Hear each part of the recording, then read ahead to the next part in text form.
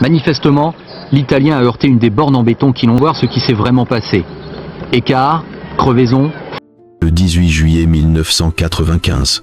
Le ciel de la France était clair et lumineux, un jour d'été parfait pour la grande boucle. Tout au long des routes sinueuses des Pyrénées, des milliers de spectateurs s'étaient massés pour acclamer les coureurs, filant à des vitesses que seuls les audacieux pouvaient imaginer. Le cri de la foule, le sifflement du vent, le grincement des freins, tout formait la mélodie familière du Tour. Mais soudain, cette mélodie s'interrompit brutalement. Un choc sec, un bruit sourd de métal contre la pierre, puis le silence. Personne ne le savait encore, mais il venait d'assister à l'un des moments les plus tragiques du cyclisme moderne, la mort du coureur italien Fabio Casartelli. Fabio n'avait que 24 ans.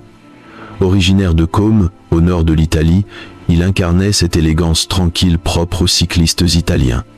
Réservé, modeste, toujours souriant, il inspirait respect et sympathie. Dans l'équipe Motorola, il était le jeune prodige, discret mais talentueux. 3 ans plus tôt, il avait remporté la médaille d'or aux Jeux Olympiques de Barcelone, symbole d'une génération italienne nouvelle, passionnée et propre. Beaucoup voyaient en lui un futur champion du Tour. Personne n'imaginait qu'il deviendrait une légende pour une raison aussi tragique. Ce jour-là, la 15e étape de la Tour de France s'annonçait sans incident.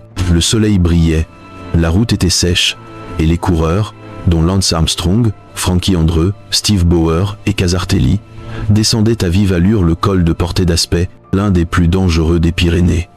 La pente atteignait parfois 10 à 7% et les vitesses frôlaient les 90 km à l'heure. À cette vitesse, une seule erreur, un seul réflexe manqué peut suffire à tout faire basculer. Puis le drame survint. Dans un virage serré, Fabio perdit le contrôle de son vélo. Il glissa, tomba lourdement et heurta de plein fouet un poteau en béton placé au bord de la route, un obstacle censé protéger, mais qui devint l'instrument de sa mort. À cette époque, le port du casque n'était pas encore obligatoire. Fabio ne portait qu'une fine casquette de tissu, sans aucune protection réelle. Le choc fut d'une violence extrême. Son crâne se fractura, le sang se répandit sur l'asphalte. Ses coéquipiers stoppèrent immédiatement, appelant à l'aide, tandis que les spectateurs restaient figés d'horreur. Les secours arrivèrent rapidement, tentèrent désespérément de le ranimer, mais son cœur cessa de battre quelques minutes plus tard. On dit souvent que dans les sports de vitesse, la gloire marche toujours main dans la main avec la mort. Mais pour Fabio Casartelli, cette mort fut d'une cruauté inacceptable. Il n'avait pris aucun risque insensé, n'avait pas provoqué sa chute. C'était un simple accident, banal dans le cyclisme professionnel. Ce qui le tua, ce ne fut pas l'audace, mais l'absence de protection. Pas de casque, pas de barrière amortissante, seulement un corps vulnérable et un poteau de béton implacable. Lorsque la course reprit, un silence lourd accompagna le peloton. Sur le bas-côté, le vélo de Fabio restait là, brisé, témoin muet de la fragilité humaine face à la vitesse. Il mourut sur la route qu'il aimait, au cœur du Tour de France. Mais sa disparition allait bien au-delà d'un simple accident. Ce fut un électrochoc pour tout le monde du sport, trop habitué à jouer avec le danger. Et à partir de ce jour, une question résonna dans tous les esprits: combien de vies faudra-t-il encore sacrifier avant que le monde apprenne à protéger ses héros? Fabio Casartelli est né le 6 août 1970 à Côme, une petite ville nichée au bord du lac du même nom, dans la région de Lombardie, au nord de l'Italie. Là où les routes serpentent entre les collines, où le vent porte l'odeur d'épines et où le cliquetis d'une chaîne résonne comme une mélodie de liberté, Fabio a découvert sa vocation. Dès l'enfance, il était fasciné par les coureurs qui dévalaient les pentes à toute allure, muscles tendus, regard fixe, défiant la peur. Ses parents, bien qu'ils ne soient pas sportifs, ont toujours soutenu sa passion, même s'ils redoutaient de voir leur fils frêle s'attaquer à des routes si dangereuses. Adolescent, Fabio passait des heures à pédaler seul autour du lac de Côme. Chaque virage devenait un test, chaque montée une promesse de dépassement. Il ne roulait pas pour battre les autres, mais pour se battre lui-même. On raconte qu'il parcourait parfois des dizaines de kilomètres simplement pour admirer le coucher du soleil se refléter sur l'eau. Dans ces instants de silence, il comprenait que le cyclisme n'était pas seulement un sport, mais une manière d'être au monde, d'écouter son cœur, de toucher ses limites et de sentir la vie passer dans ses veines. Très vite, ses talents attirèrent l'attention. Fabio n'était pas un coureur impulsif ni téméraire. Il choisissait toujours le bon moment, comme un stratège patient.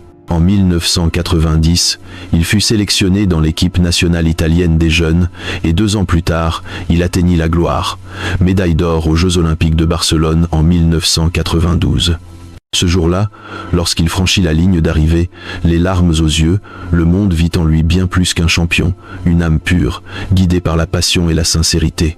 Après ce triomphe, plusieurs équipes professionnelles s'intéressèrent à lui. Fabio choisit l'équipe américaine Motorola, symbole de modernité et de rigueur, où couraient déjà des noms prestigieux comme Lance Armstrong et Steve Bauer. Pour lui, ce n'était pas seulement une opportunité de carrière, mais un nouveau chapitre, une chance de découvrir le monde, de grandir, d'apprendre.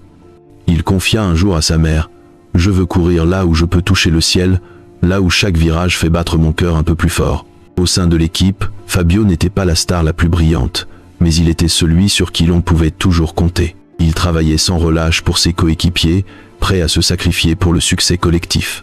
Ceux qui partageaient sa vie sur les routes racontent qu'il se levait avant tout le monde, nettoyait son vélo, ajustait chaque vis, chaque rayon. Pour lui, le vélo n'était pas un simple outil, mais un compagnon, un confident, une extension de son propre être. En dehors des courses, Fabio menait une vie simple.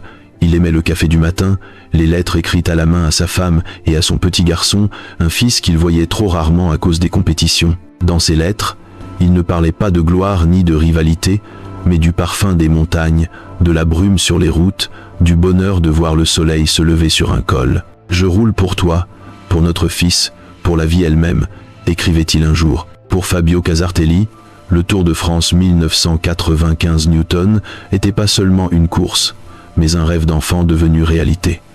Participer à cette épreuve mythique, c'était atteindre le sommet de sa passion.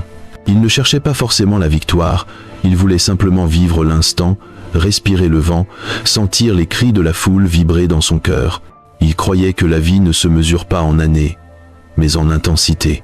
Et cette intensité, cette passion sans limite, ont fait de lui un symbole éternel du cyclisme, non pas pour ce qu'il a gagné, mais pour la pureté avec laquelle il a vécu sa passion. Pour Fabio Casartelli, le vélo n'était pas qu'un simple outil de compétition, c'était un compagnon fidèle, une extension de son corps, le second battement de son cœur sur la route. Il en prenait soin comme d'un être cher, vérifiant chaque vis, essuyant chaque trace de poussière, écoutant le cliquetis de la chaîne, comme s'il s'agissait d'un langage secret entre lui et sa machine. Entre eux existait quelque chose qui ressemblait à un mariage, une union faite d'amour, de respect et de confiance. Et, comme dans toute union, Fabio acceptait les joies et les dangers que cette relation pouvait apporter. Au sein de l'équipe Motorola, Casartelli était reconnu pour son dévouement absolu. Il n'était pas une star, mais un coéquipier loyal, toujours prêt à sacrifier sa place pour aider un autre à gagner. Il disait souvent que dans le cyclisme, aucun triomphe n'appartient à un seul homme. Chaque victoire est le fruit d'un effort collectif. Mais, derrière son calme, se cachait une flamme intérieure. Fabio ne voulait pas simplement franchir la ligne d'arrivée, il voulait fusionner avec la route, sentir le vent, respirer la montée, vivre l'épuisement et l'extase comme une seule et même émotion. Pour lui, le cyclisme était bien plus qu'un sport, c'était un mode de vie, un dialogue entre l'homme et la nature, entre le corps et l'âme. Il pouvait pédaler pendant des heures dans un silence total, n'entendant que le souffle de sa respiration et les battements de son cœur. Ses coéquipiers racontaient qu'il lui arrivait de sourire en pleine ascension, comme s'il venait de percer un secret invisible. Même pendant les jours de repos, il restait proche de son vélo. À l'hôtel, il le nettoyait, ajustait les freins, vérifiait les pneus et les engrenages. Ce n'était pas le geste d'un perfectionniste, mais celui d'un homme amoureux, amoureux d'un être de métal doté d'une âme. Sa jeune épouse, Annalisa, comprenait cela mieux que quiconque.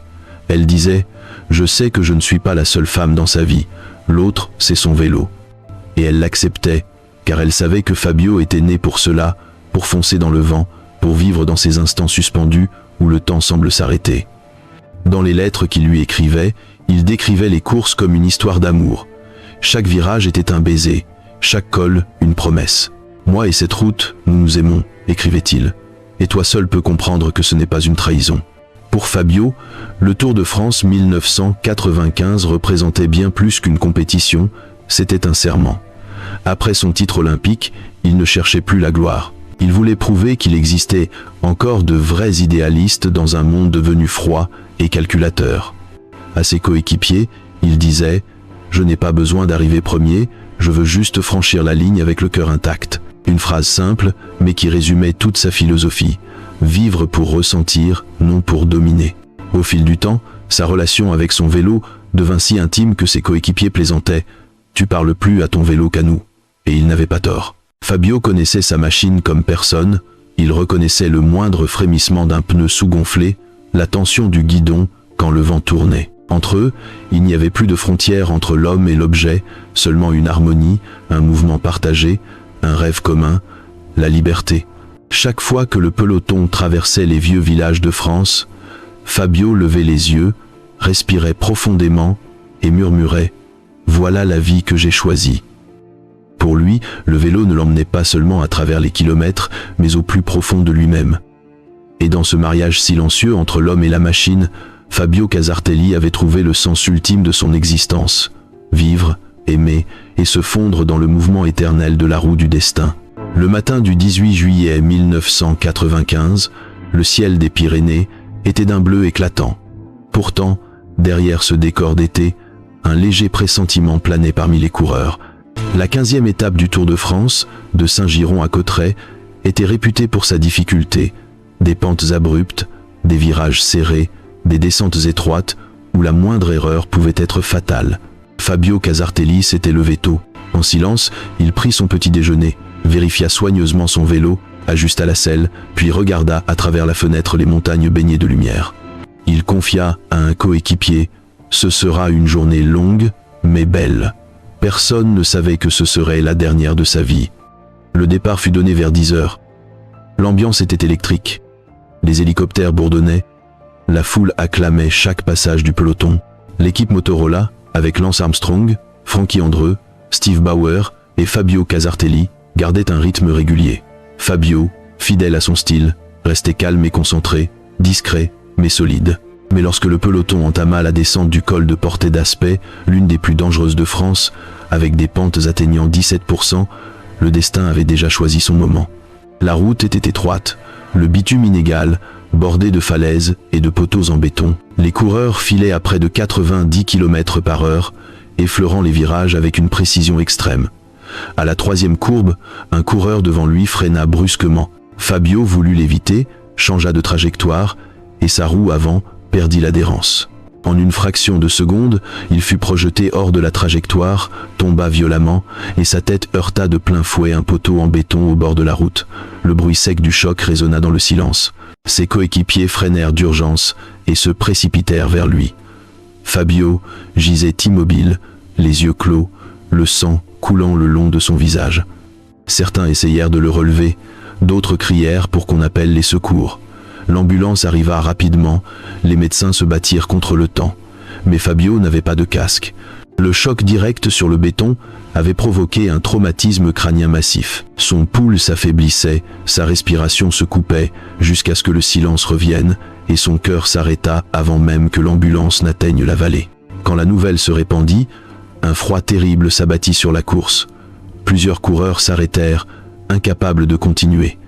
Lance Armstrong, son ami proche, éclata en sanglots. Ceux qui étaient là parlent encore du silence irréel qui suivit, plus un cri, plus un bruit, seulement le souffle du vent sur la montagne et le ronflement du rotor de l'hélicoptère qui emmenait son corps. Fabio Casartelli, champion olympique, espoir du cyclisme italien, venait de mourir à 24 ans sur la route qu'il aimait. Le lendemain, les journaux titrèrent « Un rayon de soleil s'est éteint sur le col de Portet d'Aspet ». Beaucoup avaient du mal à y croire. Comment une simple chute pouvait-elle tuer un professionnel aguerri? Mais la vérité était implacable. Fabio ne portait pas de casque. En 1995, le port du casque n'était pas encore obligatoire. La plupart des coureurs préféraient une casquette légère, plus confortable et aérée, mais inutile en cas de choc. S'il avait porté un casque rigide ce jour-là, il aurait probablement survécu. Mais le destin en décida autrement. Ce jour-là, le col de Portet d'Aspet devint un lieu de deuil. Quand le peloton reprit la route, personne ne parla. On n'entendait que le murmure monotone des roues sur l'asphalte, un battement sourd, triste, comme le dernier écho du cœur d'un homme qui avait aimé la route plus que sa propre vie. Fabio Casartelli mourut là où il avait toujours voulu être, au milieu du vent, au cœur de son rêve. Le matin du 19 juillet 1995, le Tour de France reprit sa route, mais plus rien n'était comme avant. L'ambiance habituelle de fête, les cris, la musique, tout avait disparu. Le peloton avançait dans un silence pesant, les visages étaient fermés, les yeux rougis par les larmes. Plus de rire, plus d'échanges entre les coureurs, seulement le souffle du vent à travers les cadres et le bourdonnement régulier des roues sur l'asphalte. Les organisateurs décidèrent de ne pas annuler l'étape, mais d'en faire une journée de recueillement.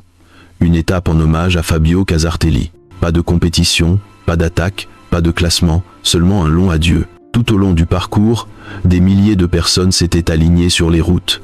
Personne ne criait. Beaucoup tenaient des fleurs blanches et baissaient la tête quand le peloton passait.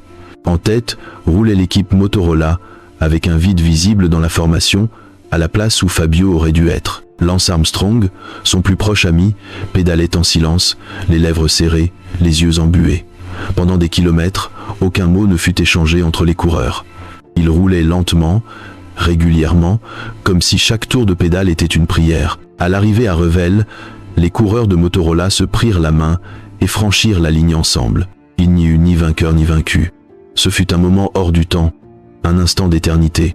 Le public se leva et applaudit doucement, sans cri, sans joie. Ces applaudissements ne saluaient pas une victoire, mais une âme.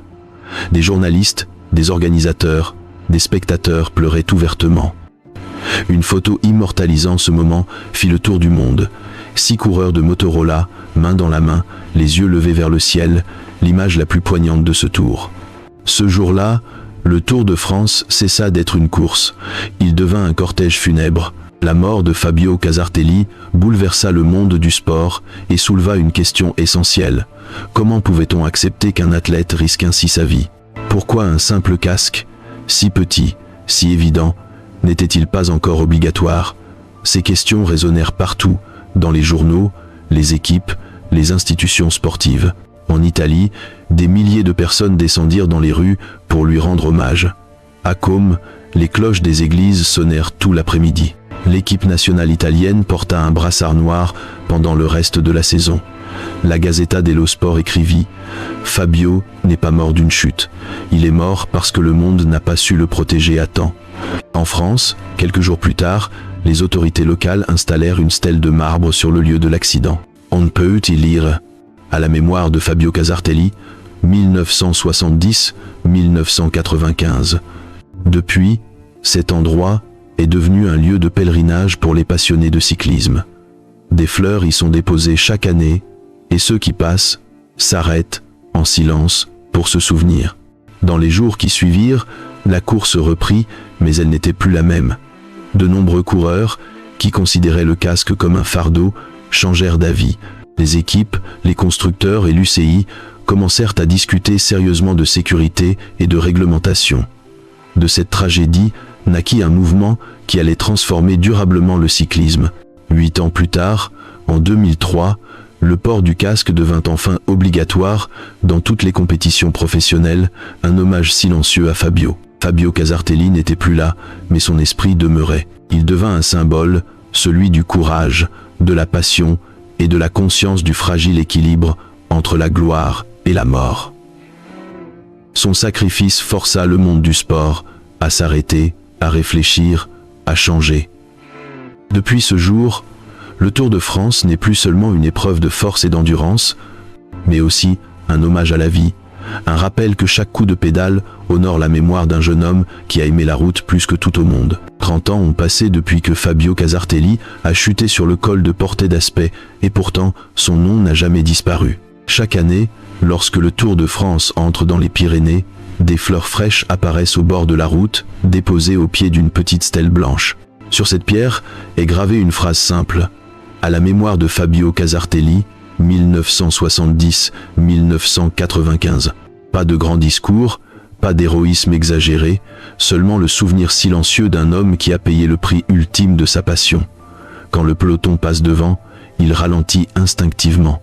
Certains coureurs enlèvent leur casque, d'autres s'inclinent. Personne ne parle, mais tous savent. Sans Fabio, beaucoup d'entre eux ne sauraient être plus là aujourd'hui. Sa mort a marqué un tournant décisif dans l'histoire du sport. Quelques années seulement après la tragédie, l'Union cycliste internationale lança de vastes recherches sur la sécurité, nouveaux matériaux, casques renforcés, système d'absorption des chocs. En 2003, le port du casque devint enfin obligatoire dans toutes les compétitions professionnelles, une décision historique que beaucoup surnommèrent affectueusement la loi Fabio. Depuis ce jour, des centaines d'accidents ont eu lieu, mais des centaines de vies ont également été sauvées grâce à ce simple morceau de protection. Aujourd'hui, quand de jeunes champions comme Tadej Pogačar ou Jonas Vingegaard montent sur le podium, ils savent qu'une part de leur victoire appartient à Fabio Casartelli. Sans lui, sans cette leçon apprise dans la douleur de l'été 1995, le cyclisme serait être resté un sport où la vie valait moins qu'un maillot jaune. Fabio n'a pas seulement laissé un souvenir, il a laissé un héritage, celui de l'humanité dans le sport, de la conviction que rien, pas même la gloire, ne vaut le prix d'une vie. Dans sa ville natale de Côme, une petite route longeant le lac porte aujourd'hui son nom, Via Fabio Casartelli. Chaque année, une randonnée commémorative réunit des centaines de cyclistes venus parcourir les chemins qu'il empruntait autrefois. Beaucoup affirment qu'en pédalant là, on peut entendre dans le vent le léger cliquetis d'une chaîne, comme si son âme roulait encore à leur côté. En France, dans la vallée du Portet d'Aspet, les habitants allument chaque 18 juillet des bougies à la mémoire du coureur disparu. Ces lumières tremblantes rappellent que ce jour d'été n'a pas seulement enlevé une vie, mais en a sauvé beaucoup d'autres. Lance Armstrong, son ami et coéquipier, confia plusieurs années plus tard « Fabio n'était pas seulement mon ami, il était la conscience du Tour de France. » Et c'est vrai, Fabio Casartelli est devenu un symbole de sagesse, une voix qui murmure à chaque coureur que derrière la vitesse, il y a un cœur, et que le sport ne doit jamais oublier la valeur de la vie. Aujourd'hui, le cyclisme est plus sûr, plus rapide, plus moderne.